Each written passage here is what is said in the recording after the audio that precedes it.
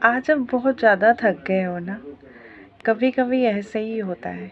हम अपनी लाइफ में इतना थक जाते हैं ना कि हमें रास्ता ही नहीं समझ में आता कि हम क्या करें। कभी कभी ऐसा लगने लगता है कि जैसे लोगों एक कहावत कहते हैं कि बीच में हम फंस गए हैं और इधर खाइए दूसरी तरफ और दूसरी तरफ कुआं है। तो हम कहाँ जाएं?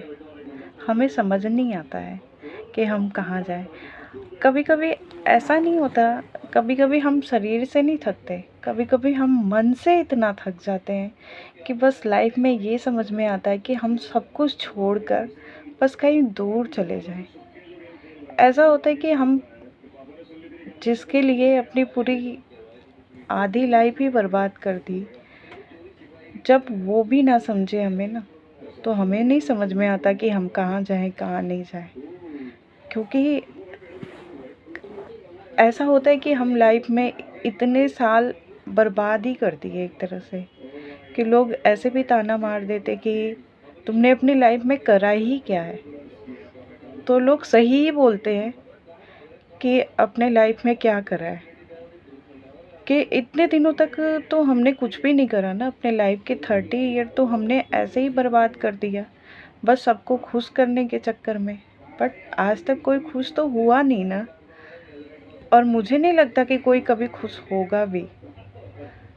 तो अब मुझे ऐसा लगता है कि अपने लिए जियो, किसी को खुश करने की ज़रूरत नहीं पड़ती है।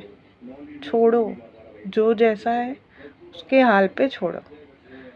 अब जब हमें इंसान का जन्म मिला है तो कम से कम हम इतने साल जो भी बचे हैं हमारे, 10 दिन, 15 दिन, 1 साल, या बोले तो अब हमें ये नहीं पता कि हमारी लाइफ में कितने दिन बचे हैं, क्योंकि इस समय हादसे ही ऐसे हो रहे हैं कि लोगों को ये नहीं पता कि लाइफ कितनी है,